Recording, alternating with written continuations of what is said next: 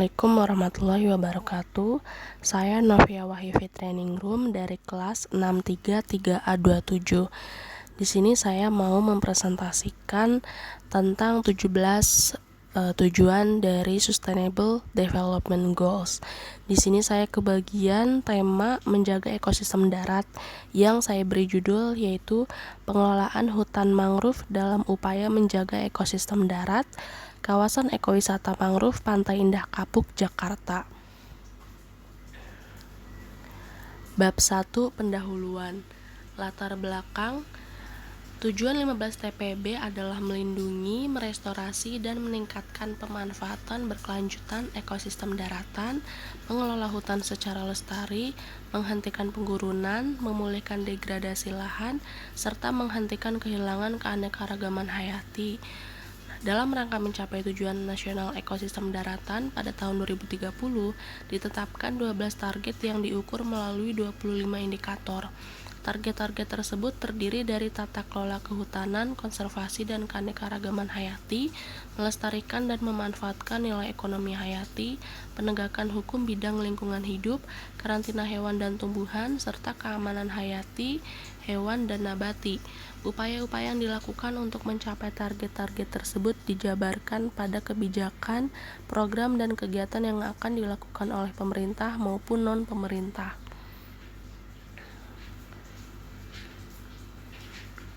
Bab 2 yaitu tren. Luas hutan Indonesia semakin terancam oleh kerusakan hutan atau deforestasi. Pada periode 2009 sampai 2010, Indonesia mengalami deforestasi sebesar 832.126,9 hektar per tahun menurut Kementerian Kehutanan tahun 2012. Deforestasi yang tidak diimbangi dengan kegiatan rehabilitasi hutan akan menurunkan daya dukung lingkungan bagi kehidupan manusia. DKI Jakarta mengalami tekanan lingkungan yang sangat besar. Daya dukung lingkungan semakin tidak memadai akibat terus meningkatnya jumlah penduduk. Menurut Badan Pengelola Lingkungan Hidup Daerah DKI tahun 2012, peningkatan daya dukung lingkungan dapat dilakukan dengan menjaga dan mempertahankan kawasan hutan. Hutan lindung Angke Kapuk merupakan kawasan mangrove seluas 44,76 hektar yang dikelola pemerintah Provinsi DKI Jakarta. HLAK berfungsi pokok sebagai perlindungan sistem penyangga kehidupan untuk mengatur tata air, mencegah banjir, mengendalikan erosi, mencegah intrusi laut, dan memelihara kesuburan tanah. BPLHD DKI tahun 2012 menyebutkan bahwa tutupan lahan mangrove di HLAK berada pada kisaran 75%. Hal tersebut berarti sekitar 25% areal mangrove HLAK mengalami kerusakan.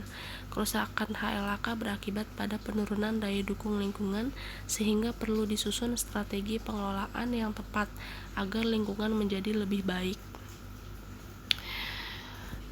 Bab 2 isu.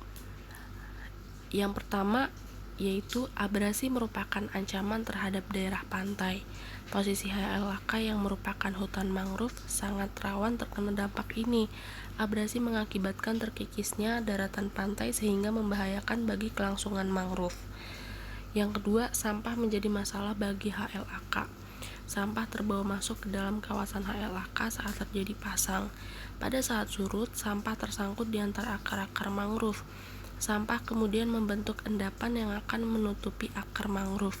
Mangrove yang tertutup sampah dapat mengalami kematian akibat kurangnya pasokan oksigen dari akar nafas. Yang ketiga, tingginya tingkat pencemaran air laut di Teluk Jakarta menjadi permasalahan yang dapat mengganggu kelangsungan HLAK. Lestari tahun 2004 menyebutkan bahwa kadar logam berat di Muara Angke cenderung meningkat.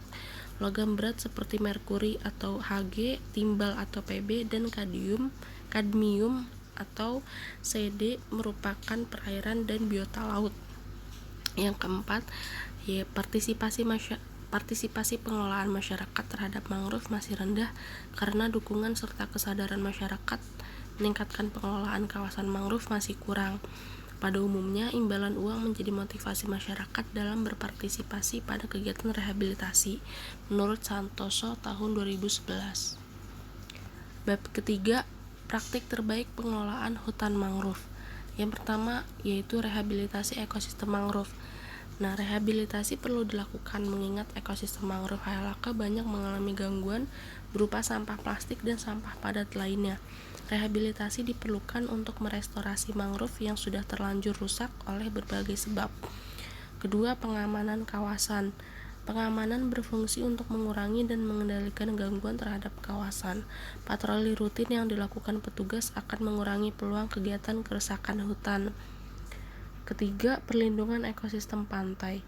Perlindungan ekosistem pantai secara keseluruhan merupakan langkah perlindungan terhadap mangrove sehingga secara signifikan akan memberikan daya dukung optimal terhadap keberadaan kawasan HLAK.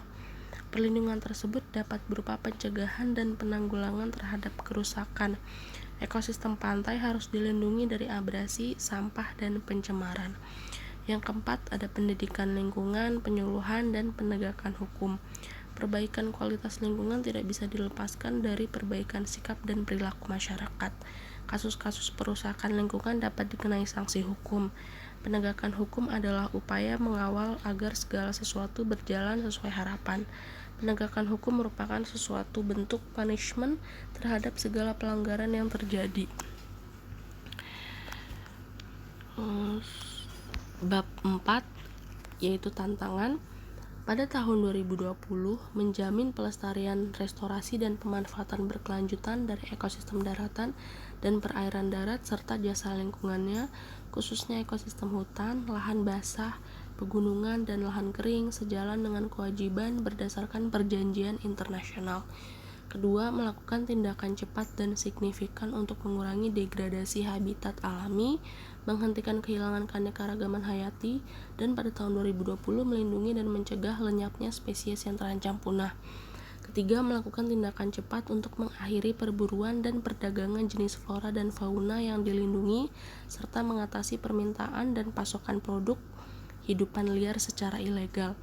Yang keempat, memobilisasi dan meningkatkan sumber daya keuangan secara signifikan dari semua sumber untuk melestarikan dan memanfaatkan keanekaragaman hayati dan ekosistem secara berkelanjutan.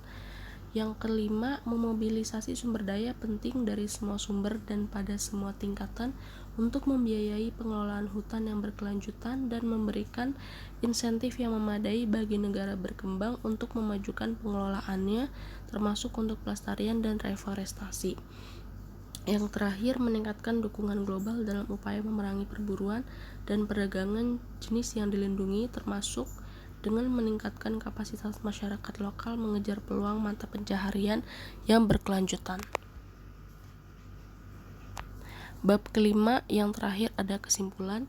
Nah, berdasarkan hasil analisis dapat disimpulkan bahwa hutan lindung Angke Kapuk belum mendapatkan manfaat optimal dari kekuatan yang dimilikinya. Sebaliknya, kelemahan lebih berpengaruh terhadap kondisi kawasan. Hutan lindung Angke Kapuk belum memperoleh manfaat optimal dari peluang dan sangat rentan terhadap ancaman yang dihadapinya. Dengan demikian, maka hutan lindung Angke Kapuk masih lemah dalam menghadapi dinamika lingkungan eksternal. Hutan lindung Angke Kapuk dapat dikelola melalui 8 strategi pengelolaan. Prioritas utama adalah rehabilitasi ekosistem mangrove.